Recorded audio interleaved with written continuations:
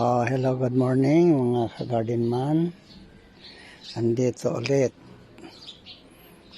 si Andoy the Garden Man sa Montalban. Papakita ko lang sa inyo itong aking punla na pitsay. Ayan Ayan pa. Ayan ang aking mga punla na pitsay. Tapos mayroon ako na rin ginipat dito sa galon ng tubig. Ayan.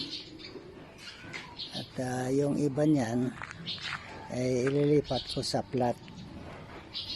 Dito ko lang muna sila ipinunla. So yung iba kong mga na-transplant na mayroon na dito. Ayan kahapon ko lang yan nilipat. Ayan. At yan ay nakalagay lang sa mga pasok-pasok kasi dito maliit ang space.